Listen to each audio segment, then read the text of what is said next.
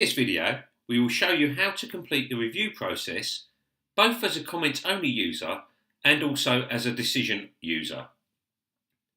If we take a look at this proof, you can see that we have no comments, no decisions made against this proof at the moment. Let's go ahead and take a look at the proof details. In the proof details, we can see we have 3 reviewers assigned to this proof. We have Project Manager Gary, we have Creative Director Carl, and we have the client Caroline. If we take a look at their proofing permissions, you can see that Project Manager Gary is the proof owner and has full permissions. We can see that Creative Director Carl has been granted comment permissions, but not decision permissions. This means that Carl cannot make a decision on the proof. The last reviewer is client Caroline, and Caroline has been granted both comment and decision permissions. Okay, let's log out and let's go to our email. This is the email that Creative Director Carl has received about the proof.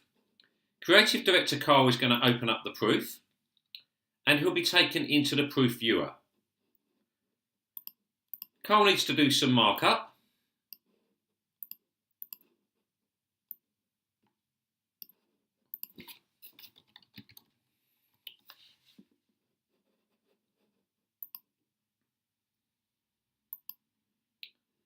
Once Carl is happy that he has finished his review, he can now click on Finish Review, and from the drop-down list he can select Review Complete.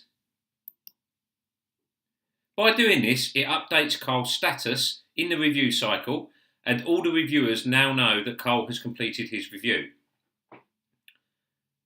However, whilst the proof is still live and the proof has not yet been locked or updated with a new version, Carl is able to change his status back to pending.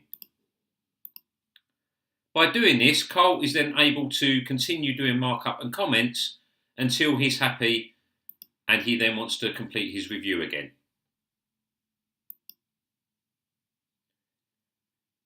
This sums up how a comments-only user completes the review process.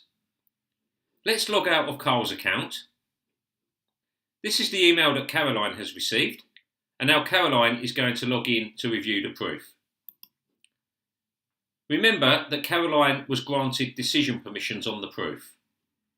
Now Caroline is logged in, she can also do some markup and comments.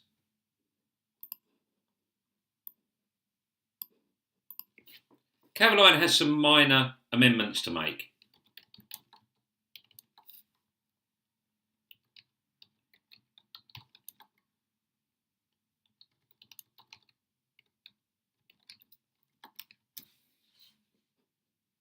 Once Caroline's finished her markup, she also has a button in the top middle.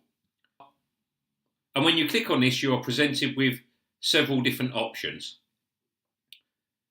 You can select Approved, which means you are approving the proof in its current state.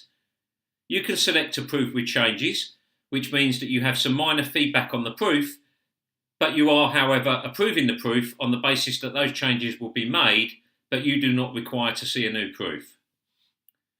Changes required. This means that the reviewer wants to see a new proof with the changes requested applied to that new proof. Not relevant. This is a status that somebody may use if they feel they should not review the proof. Perhaps they have already viewed a previous version of the proof, and perhaps they were only reviewing images, for example.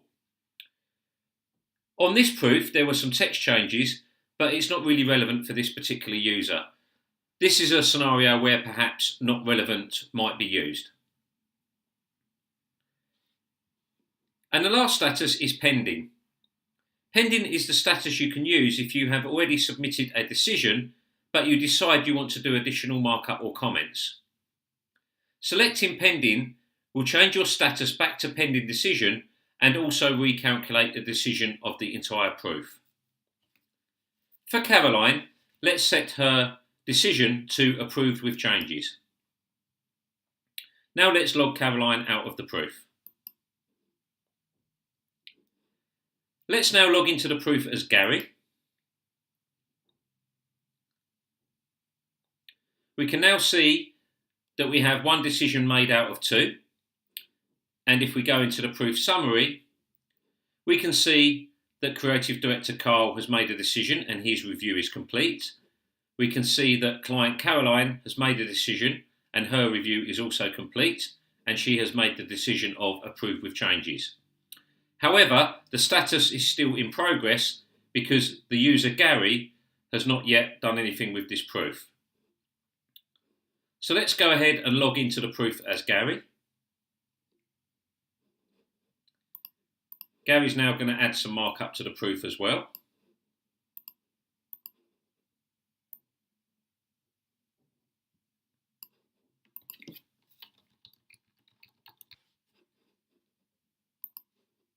Okay, Gary has also made some comments to the proof, and now Gary is going to submit a decision because he also has decision rights.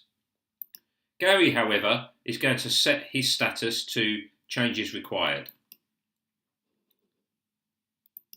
When we go back to our proof list and go back inside the proof details, we will now see that everyone has completed the review and the proof status is now set to changes required. This is because Ziflow has calculated the proof decision based on Caroline and Gary's decisions combined.